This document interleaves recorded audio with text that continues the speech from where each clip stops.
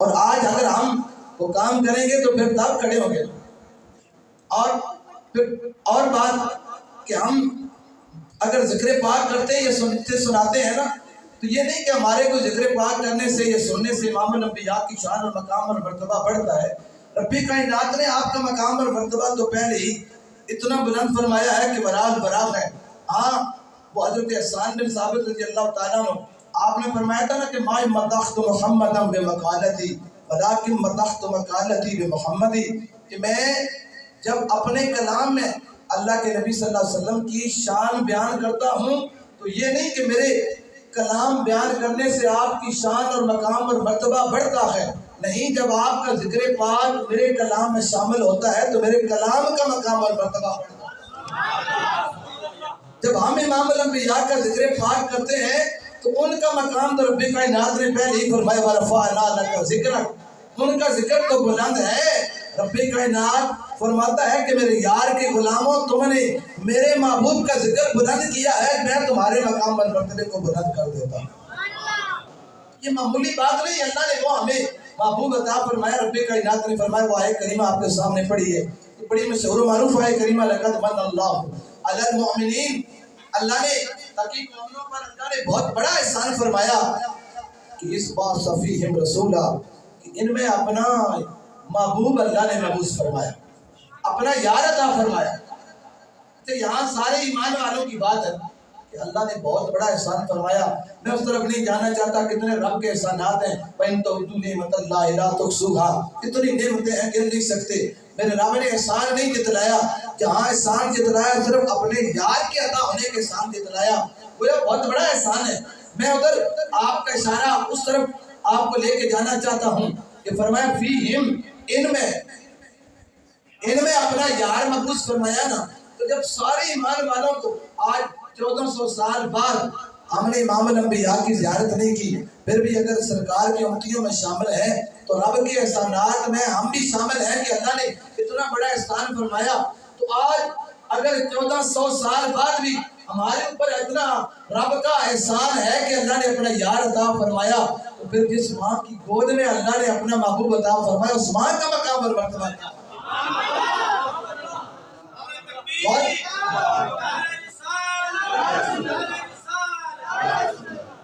اور باتیں کرتے ہیں نا امام الانبیاء کے والدین کے کریمین کے ایمان کے بارے میں، تو پہلے اپنے ایمان کی فکر کریں کہ رب نے جس گود میں اپنا محبوب عطا فرمایا. بلکہ وہ ایک حدیث شریف باتیں میں حضرت اسماعیل حقی رحمۃ اللہ تعالیٰ علیہ، آپ تفسیر البیان میں آپ ایک بڑی طویل حدیث شریف درج کیا کہ قیامت کے دن کچھ جانور جنت میں جائیں گے. آدم علیہ السلام کے بیٹے نے جو دمبا دیا تھا وہ دمبا جنت میں جائے گا. یونس علیہ السلام کی مچھلی، حضرت ابراہیم علیہ السلام کا وہ بچڑا، اور اصحاب کہف کا کتا، ملکہ بلقیس والا ہدہد، حضرت سلیمان علیہ السلام کی چونٹی، حضرت عزیر علیہ السلام کا گدھا، حضرت صالح علیہ السلام کی اونٹنی، تیرے میرے کریم آقا کا دراز گوشت، آپ کی ناکہ مبارکہ، کہ یہ جانور قیامت کے دن یہ جنت میں جائیں گے. اب غور کریں نا کہ ہے جانور اللہ نے جنت انسانوں کے لیے بنائی ہے، جانوروں کے لیے نہیں، لیکن جانور ہو کر وہ جنت میں جائیں گے. وجہ کیا ہے کہ ان کی نسبت اللہ کے پیارے بندوں سے ہوئی. رب کائنات نے اپنے بندوں کی نسبت کی وجہ سے جانوروں کو بھی جنت عطا کر دی. جانور ہو کر اللہ کے بندوں کی نسبت کی وجہ سے وہ جنت میں چلا جائے، اور انسان ہو کر اشرف المخلوقات ہو کر رب کائنات کے پیارے بندوں کا بغض اور عداوت دل میں رکھ کر وہ جہنم میں چلا جائے، پھر اس سے بڑا بدنصیب اور کون ہو سکتا ہے. تو میں وہ ایک ایک اس کی تفسیر میں نہیں جانا چاہتا. اب یہ کرنا چاہتا ہوں کہ یونس علیہ السلام کی وہ مچھلی جس کے پیٹ میں اللہ کے نبی یونس علیہ السلام 40 دن تک اس مچھلی کے پیٹ میں رہے. رب کائنات نے فرمایا کہ یونس علیہ السلام میرے نبی جس مچھلی کے پیٹ میں 40 دن تک رہے، وہ مچھلی جانور ہو کر وہ جنت میں جائے، اور جس ماں کے پیٹ میں امام الانبیاء 9 مہینے رہے وہ ماں جنت میں نہ جائے. یا رسول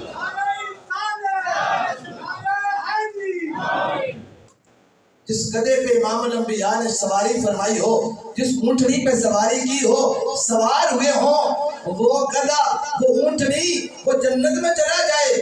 اور جس ماں کی آغوش میں امام الانبیاء نے پرورش پائی ہو، اس ماں کے بارے میں لوگ باتیں کرتے ہیں کہ نہیں ایمان والی نہیں تھی۔ میں نے کہا نام کیا ہے؟ پڑھنا پہلے، نام ہی آمنہ ہے۔ اگر ایمان والی نہیں، آمنہ کا ماں نہیں دیکھ لے تو یہ پتہ چل جائے گا کہ آمنہ کا میں نہیں ایمان والی ہے۔ حضرت عبداللہ کا مطلب ہی ہے اللہ کا بندہ۔ اللہ کے حبیب صلی اللہ علیہ وسلم نے بلکہ فرمایا کہ میں ہمیشہ سے آدم علیہ السلام سے لے کر حضرت عبداللہ تک پاک سلبوں سے پاک پشتوں میں منتقل ہوتا گیا ہوں۔ جس باپ کی سلب میں رہا ہوں وہ باپ بھی پاک تھا، اور جس ماں کے رحم میں رہا ہوں وہ ماں بھی پاک تھی۔ آدم علیہ السلام سے لے کر حضرت عبداللہ تک، اور آپ کے آدم علیہ السلام نے تو اپنے سامنے امام الانبیاء کا نور مبارک دیکھا تھا۔ پھر یہ اس نور کی برکتیں کہ ان کے سامنے ملائکہ نے جھک کر سجدے کیے، اور وہی نور منتقل ہوتا آیا۔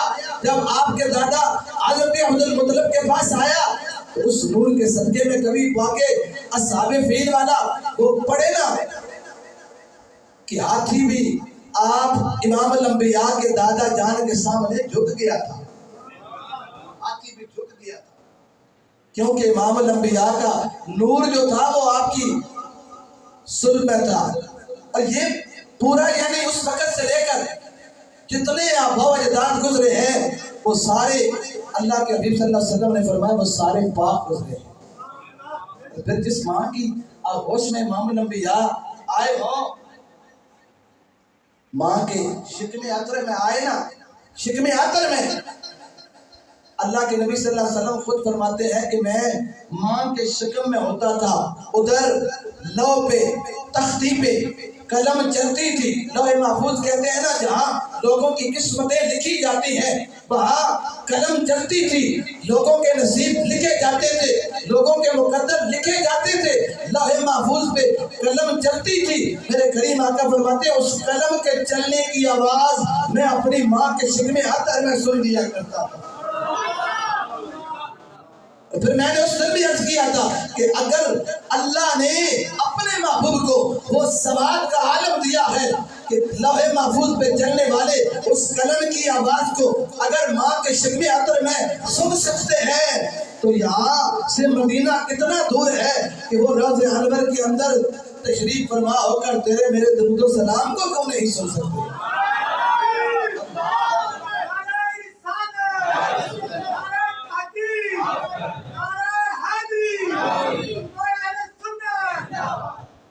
اور آپ فرماتے ہیں کہ میں جب سورج اور چاند سجدہ کرتے تھے، جب غروب ہوتے ہیں رب کی بارگاہ میں سجدہ کرتے ہیں، تسبیح کرتے ہیں، فرمایا وہ سجدہ کرتے تھے، چاند اور سورج ان کی تسبیح پڑھنے کی آواز میں اپنی ماں کے شکم عطر میں سن لیا کرتا تھا۔ اس شکم عطر کا کیا کمال، تو بڑی باتیں ہیں شکم عطر کی کہ جہاں امام الانبیاء بلکہ آئے نا، اگر آپ مدینہ منورہ آپ جائیں نا مکہ مکرمہ میں، وہاں ایک پورا پہاڑ ہے، اس پہاڑ کا نام ہے جبل نور۔ جبل عربی میں کہتے ہیں پہاڑ، نور کا پہاڑ۔ میں بھی وہاں گیا، اللہ رب العزت کی بارگاہ میں دعا خالق کائنات ہم سب کو بار بار اپنے محبوب کے دربار کی زیارت نصیب فرمائے۔ تو میں بڑا حیران ہوا کہ یہاں تو پاکستان میں تو نور کا نام بھی نہیں تو لوگ فتوے لگا دیتے ہیں کہ تم نے نور کیوں کہا ہے، اور یہاں تو پورا نور کا پہاڑ مان لیا کہ نور کا پہاڑ۔ اس پہاڑ میں کمال کیا ہے؟ نہ وہاں کوئی درخت ہے نہ کوئی سبزہ ہے، خشک ہے سارا پہاڑ، پتھر سیاہ رنگ کا۔ کمال کیا ہے؟ کہا اس میں کمال یہ ہے کہ اس پہاڑ کے اندر ایک غار ہے، اس غار میں امام الانبیاء تشریف فرما تھے۔ آپ کے قلب عطر پہ رب کائنات نے قرآن کریم کی کچھ آیات نازل فرمائی۔ وہ قرآن کریم کی کچھ آیات تیرے اور میرے کریم آقا کے دل پہ قلب عطر پہ اللہ نے نازل فرمائی۔ اس وقت آپ اس پہاڑ کی غار میں تھے، اس کی وجہ سے اس پورے پہاڑ کا نام ہی جبل نور، نور کا پہاڑ بن گیا۔ میں نے کہا پھر بڑی عقل کی بات ہے، دیکھیں کہ پہاڑ پہ تو نہیں نا قرآن نازل ہوا، اللہ قلبے کا میرے رب نے فرمایا یار ہم نے آپ کے قلب اطہر پہ مبارک دل پہ قرآن نازل کیا۔ وہ جس پہاڑ میں اللہ کے حبیب تھے وہاں اگر قرآن نازل، قرآن بھی پورا نہیں، قرآن کریم کی چند آیات نازل ہوئی ہوں اور پہاڑ کے اندر آپ تشریف فرما ہو تو وہ پورا پہاڑ وہ نور کا ہو سکتا ہے۔ تو جس کے قلب اطہر پہ میرے رب نے پورا قرآن نازل کیا ہو وہ کیوں نہیں نور نلا نور ہو سکتے؟ وہ الگ بات ہے۔ میں یہ عرض کرنا چاہتا تھا کہ جہاں امام الانبیاء اس غار میں چند لمحے رہے ہوں وہاں اگر قرآن کریم کی آیات نازل ہوئی ہوں تو وہ نور کا پہاڑ بن جائے، اور جس ماں کے شکم اطہر میں 9 مہینے رہے ہوں وہ کیوں نہ نور کا۔ اور پھر آپ کی والدہ مائدہ فرماتی ہے کہ وہ 8 مہینے انبیاء کرام نے آ کے مجھے بشارتیں اور خوشخبریاں سنائیں۔ انبیاء کرام نے آ کر، آج بچہ پیدا نہیں ہوتا نا، جدید دور ہے، پہلے لوگوں نے تجربے کر کے پہلے اپنے پروگرام بنا رکھے ہوتے ہیں، بیٹا بڑا ہوگا تو یہ انجینئر بنے گا، ڈاکٹر بنے گا، پروفیسر بنے گا، پتہ نہیں بیٹا زندہ بھی پیدا ہوگا یا نہیں ہوگا، پتہ نہیں وہ بڑا ہوگا یا نہیں، ہو سکتا ہے معذور ہو سکتا ہے اس قابل ہی نہ ہو، لیکن اپنے پروگرام ہے۔ لیکن ماں کو پتہ نہیں کہ بیٹا بڑا ہو کر کیا بنے گا۔ علامہ اقبال کی ماں کو پتہ نہیں تھا کہ میرا بیٹا بڑا ہو کر کیا بنے گا، قائد اعظم کی والدہ کو پتہ نہیں تھا کہ میرا بیٹا بڑا ہو کر کیا بنے گا، لیکن تیرے اور میرے کریم آقا جب اپنی ماں کے شکم اطہر میں آئے تو حضرت آدم علیہ السلام پہلے مہینے تشریف لائے اور آپ نے سب سے پہلے آ کر پڑھا السلام علیکم یا رسول اللہ، حضور کی بارگاہ میں سلام پڑھا، کیونکہ آدم علیہ السلام کا تو حق مار بھی وہ حضور کی بارگاہ میں درود و سلام ہی ٹھہرا تھا نا، سلام پڑھا اور پھر آپ نے فرمایا آمنہ تجھے مبارک ہو، تیرے گھر میں بچہ پیدا ہونے والا ہے اور وہ بچہ کوئی عام نہیں ہوگا، آمنہ مبارک ہو تم نبیوں کے امام کی ماں بننے والی۔ اس ماں کی شان پہ قربان جائے نا جس کو پتا ہے کہ میں نبیوں کے امام کی ماں بننے والی ہوں۔ آدم علیہ السلام آئے، دوسرے مہینے حضرت شیش علیہ السلام تشریف لائے، تیسرے مہینے حضرت نوح علیہ السلام، چوتھے مہینے حضرت ادریس علیہ السلام، پانچویں مہینے حضرت ہود علیہ السلام، چھٹے مہینے حضرت ابراہیم علیہ السلام، ساتویں مہینے حضرت اسماعیل علیہ السلام، آٹھویں مہینے حضرت موسیٰ علیہ السلام، نویں مہینے حضرت عیسیٰ علیہ السلام آئے اور حضرت آمنہ کو آ کر انبیاء کرام باری باری روایات میں آتا ہے کہ مختلف الفاظ میں سب سے پہلے آ کر حضور کی بارگاہ میں سلام پیش کرتے، پھر حضرت آمنہ کو آ کر مبارکباد دیتے کہ آمنہ تجھے مبارک ہو تو نبیوں کے امام کی ماں بننے والی، انبیاء کرام کے امام کی ماں، کہ سارے انبیاء مسجد اقصی میں کھڑے ہو کر رب کائنات نے وہ اپنے نبی کو امام بنا کے گویا یہ اعلان کر دیا لوگوں میرے یار آیا سارے انبیاء سے بعد میں ہے، کوئی یہ نہ سمجھے کہ میرے نبی کا مقام اور مرتبہ بھی سب سے آخر میں ہے، نہیں، فرمایا میرا یار آیا سب سے آخر میں ہے، مقام اور مرتبہ سارے نبیوں سے افضل اور اعلیٰ عطا فرمایا۔ مصلی امامت پہ کھڑے ہو کر، مصلی امامت پہ کھڑے ہو کر، بلکہ یہ جبریل امین نے رب کائنات کے حکم سے آپ کو مصلی امامت پہ کھڑا کیا تھا، گویا یہ آپ کی فضیلت کا اعلان کیا گیا۔ یہاں اگر آپ جاگ رہے ہوں تو میں ایک پوائنٹ کی بات آپ کو بتانا چاہتا ہوں، وہ دل کی تختی پہ نوٹ کر لیں، رب کائنات نے جبریل امین کے ذریعے امام الانبیاء کو مصلی امامت پہ کھڑا کر کے اعلان کیا کہ سارے انبیاء موجود ہیں، سارے مقتدی ہیں، مصلی امامت پہ میرا یار کھڑا ہے، اور ہم نے اپنے یار کو مصلی امامت پہ کھڑا کر کے سارے نبیوں سے امام بنایا ہے اور سارے نبیوں سے افضل و اعلیٰ بنایا ہے۔ یہ رب نے کام کیا تھا۔ ادھر آنا مسجد نبوی میں سارے صحابہ موجود تھے، تیرے اور میرے کریم آقا نے سارے صحابہ کی موجودگی میں صدیق اکبر کو مصلی امامت پہ کھڑا کر کے اعلان کر دیا کہ لوگوں دیکھ لو، سارے صحابہ کی موجودگی میں میرا یار امامت کرا کے یہ اعلان کر رہا ہے کہ سارے صحابہ میں افضل و اعلیٰ صدیق اکبر کا مقام ہے۔ यहाँ नहीं मानते फिर उधर कैसे मान लेते? मेरे रब ने तो मुसल्ले इमामत पे खड़ा करके अपने यार को ऐलान कर दिया, लोगों मेरा यार आया आखिर में है, मकाम आखिर नहीं समझना, आला है। मुसल्ले इमामत पे खड़ा करके पीछे बड़े बड़े अंबिया किराम पीछे खड़े हैं, बड़े बड़ी शानों वाले नबी पीछे खड़े हैं, बड़े बड़ी शानों वाले रसूल पीछे खड़े हैं। मैं उस तरफ नहीं जाना चाहता कि आप कहें नहीं हमारा दरूद व सलाम नहीं सुनते। वो पीछे देख इमाम अल-अंबिया की मस्जिद अक्सा में देख पीछे हज़रत सुलेमान अलैहिस्सलाम जैसे नबी खड़े हैं। वो सुलेमान अलैहिस्सलाम जो 3 मील दूर से ऊंटी की आवाज को समाप्त कर लेते हैं, 3 मील दूर से ऊंटी को अपने कान में भी रख लो फिर भी आवाज नहीं आएगी। फिर मान अल्लाह ने जो अपने नबियों को समात का आलम दिया है वो बेमिसल बेमिसाल दिया है। अगर सुलेमान अलैहिस्सलाम की समात का ये आलम है तो इमाम अल-अंबिया जो मुसल्ले इमामत पे खड़े हैं, सुलेमान अलैहिस्सलाम पीछे जिसके पीछे नमाज पढ़ रहे हैं, उस इमाम अल-अंबिया की समात का क्या आलम होगा? अक्सा दे विच पढ़ के नमाज आका मेरे पीछे तेरे नबियां नूं भी कहना पिया तेरे जिया कोई नहीं या मुस्तफा खैरुल वरा तेरे जिया कोई नहीं किन्नो कमा तेरे जिया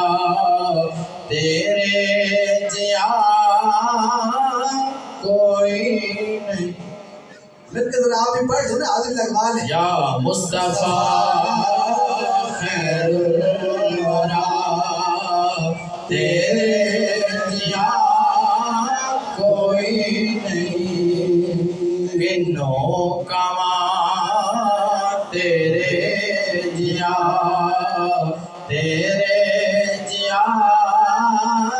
कोई नहीं तेरे जिया सोना नबी लबाते ये होए कोई सानों ते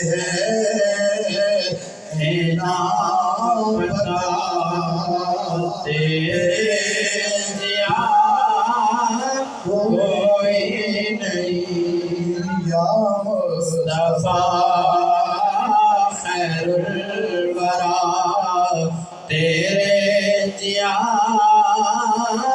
कोई नहीं। गोद विच लेके सरकार नू सोने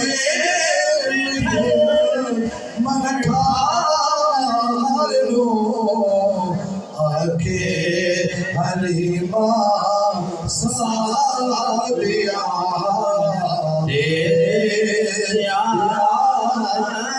कोई नहीं या मुस्तफा खैरुल वरा तेरे जिया कोई नहीं। अल्लाह रब्बुल इज्जत ने अपने महबूब को बेमिसल बेमिसाल बनाया है। उस माँ की आगोश में रहे ना, वो माँ कितनी खुश नसीब होगी। तो जिस माँ की जब वो आपकी दुनिया में तशरीफ आवरी का वक्त आया ना, हमें डॉक्टरों के पास जाना पड़ता है, कहाँ अस्पतालों के धक्के खाने पड़ते हैं, लेकिन आज दुनिया में वो इमामुल अंबिया तशरीफ ला रहे हैं। मेरे करीम आका की वालदा माइदा फरमाती है, मैं बड़ी हैरान हुई। एक लंबे कद वाली औरतें आ गई, बड़े खूबसूरत चेहरे वाली। मैंने पूछा तुम कौन हो? एक ने कहा मैं हव्वा हूँ, सारे इंसानों की माँ आदम अलैहिस्सलाम की ज़ौजे मोहतरमा। एक ने कहा मैं हाजरा हूँ, एक ने कहा मैं मरियम हज़रत ईसा अलैहिस्सलाम की वालिदा माजिदा, एक ने कहा कि मैं आसिया हूँ, ये हमारे साथ जन्नती हूरे हैं। मैंने कहा क्यों आई हो? कहा آج تیرے گھر میں امام الانبیاء کی ولادت ہونے والی ہے، ہم دائیاں بن گیا کہ جنت سے اللہ نے جنت کی دنیا بنا کر بھیجا ہے۔ اس نبی کا مقام اور مرتبہ کیا ہوگا کہ امام الانبیاء کی آپ والدہ ماجدہ کی بات کرتے ہیں۔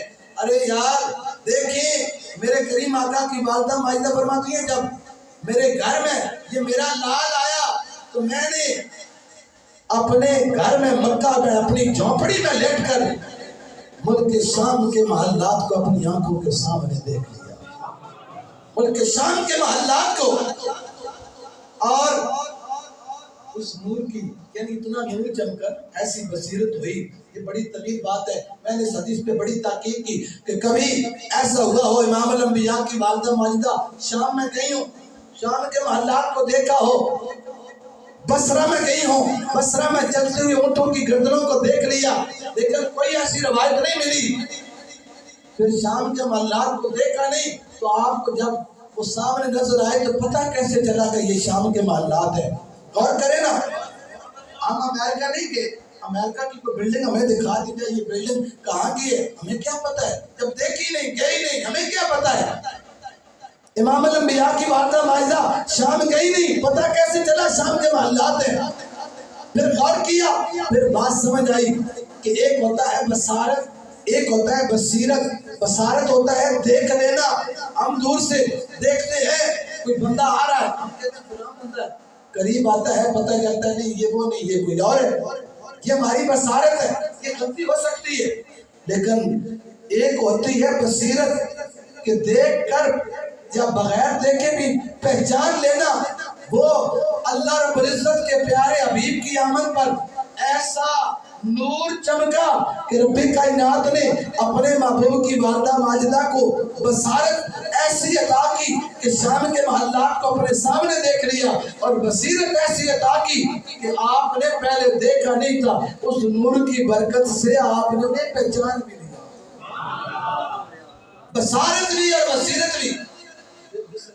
اس ماں کو اللہ نے یہ اتنے کمالات دکھائے ہوں۔ پھر حضرت صفیہ فرماتی ہیں وہ بچہ آتا ہے سب سے پہلے اس کی ناف کاٹی جاتی ہے، کیونکہ ناف کے ذریعے بچے کو ماں کے پیٹ میں خوراک ملتی ہے۔ اللہ نہ کرے کسی بچے کی ناف کٹ جائے، وہ ماں کے پیٹ میں خوراک نہیں ملتی، بچہ مر جاتا ہے۔ لیکن امام الانبیاء تشریف لائے تو ناف پہلے سے کٹی ہوئی تھی، ناف پہلے سے کٹی ہوئی تھی۔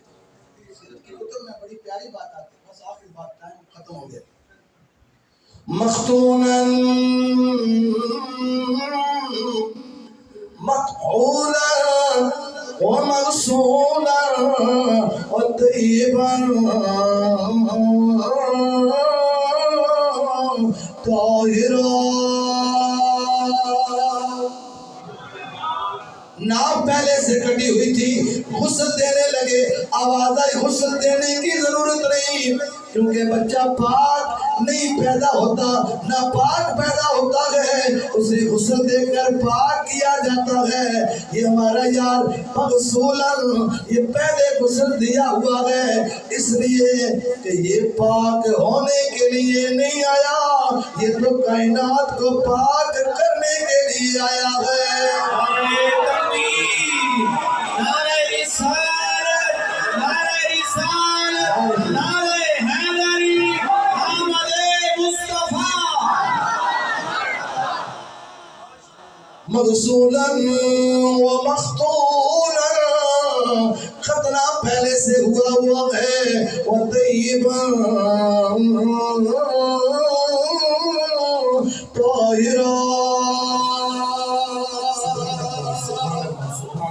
آنے والا پاک صاف ہو کر آیا ہے، کائنات کو پاک کرنے کے لیے آیا ہے۔ اس لیے اللہ نے قرآن میں بھی، بلکہ ابراہیم علیہ السلام نے دعا مانگی نا، اللہ انہیں رسول بھیج، ایسا رسول بھیج جو انہیں تیری آیتیں پڑھ کر سنائے، انہیں کتاب اور حکمت کی تعلیم دے، وَيُزَكِّيهِمْ، پھر انہیں پاک صاف کرے، پہلے کتاب کی اور حکمت کی تعلیم دے اور پھر اس کے بعد پاک کرے۔ میرے رب نے ترتیب تبدیل کر دی، وہ پاکی کی بات ہے نا کہ پاک کیسے کیا. خالق کائنات نے فرمایا سبعث فیہم رسولا من انفسہم یتلو علیہم آیاتہ ویزکیہم ویعلمہم الکتاب والحکمہ. فرمایا اللہ نے مومنوں پر بہت بڑا احسان فرمایا، ان میں اپنا یار محفوظ کر دیا ہے بھی انہی میں سے. فرمایا وہ کتاب کی آیتیں پڑھ پڑھ کر سناتا ہے، وَيُزَكِّيهِمْ فرمایا انہیں پاک صاف کر دیتا ہے، پھر انہیں کتاب اور حکمت کی تعلیم دیتا ہے. مولا بات سمجھ نہیں آئی. ابراہیم علیہ السلام نے پہلے کہا تھا یُزَكِّيهِمْ انہیں پاک صاف کرے، پہلے کہا تھا انہیں کتاب اور حکمت کی تعلیم دے، پھر پاک کرے گا. میرے رب نے فرمایا کتاب اور حکمت کی تعلیم کے ذریعے پاک کرنا یہ الگ بات ہے. ہم نے تو یار کو وہ کمال عطا کیا ہے کہ جسے میرے محبوب نے اپنی نگاہ نبوت سے، نگاہ طاعت سے دیکھ لیا. میرے یار اسے پاک پہلے کر دیں گے، تعلیم پھر بعد میں عطا کریں گے. ترتیب تبدیل کر دی اللہ نے. آتا ہے نا حدیث شریف میں، یہ بڑی مشہور حدیث شریف ہے کہ تم میں سے کوئی اس وقت تک مومن نہیں ہو سکتا جب تک وہ اپنے والدین، اپنی اولاد اور دنیا کے تمام لوگوں سے بڑھ کر میرے ساتھ پیار نہ کرے. حضرت سیدنا فاروق اعظم رضی اللہ تعالیٰ عنہ انہوں نے عرض کی یا رسول اللہ آپ مجھے ساری کائنات میں سب سے بڑے محبوب اور بڑے پیارے ہیں، لیکن اپنی جان مجھے زیادہ پیاری ہے. آپ نے فرمایا تیرا ایمان مکمل نہیں ہوا. فاروق اعظم نے عرض کی یا رسول اللہ اب مجھے آپ اپنی جان سے بھی زیادہ پیارے ہیں اور میں اب تیرا ایمان مکمل ہو گیا ہے. میں اس حدیث سے یہ بات واضح کرنا چاہتا ہوں کہ جب فاروق اعظم نے یہ کہا نا امام الانبیاء نے اپنی نگاہ ناز ڈالی اور آپ کو ایمان کے اعلیٰ درجے پہ پہنچا دیا، یہ فاروق اعظم نے فوراً عرض کیا رسول اللہ مجھے آپ اپنی جان سے بھی زیادہ محبوب ہیں اور میں اب تیرا ایمان بھی مکمل ہو گیا. فرمایا پاک پہلے کرے گا، وَيُعَلِّمُهُ الْكِتَابَ وَالْحِکْمَةَ کتاب اور حکمت کی تعلیم بعد میں دے گا. دوستان محترم رب کائنات کی بارگاہ میں دعا ہے خالق کائنات ہم سب کی حاضری اپنی بارگاہ عالیہ میں قبول و منظور فرمائے. اللہ رب العزت اس گھر کے اندر انہوں نے اس محفل پاک کا انتظام کیا ہے، ماشاءاللہ آپ نے بڑی پیاری نعتیں سماعت کی ہیں. قبلہ حضرت صاحب کا بڑا پیارا پرجوش خطاب آپ نے سماعت کیا ہے اور یہ کتنا پڑھا گیا ہے، سنا گیا ہے. اللہ رب العزت کی بارگاہ میں دعا ہے خالق کائنات ہم سب کا پڑھنا سننا اپنی بارگاہ عالیہ میں قبول ہو.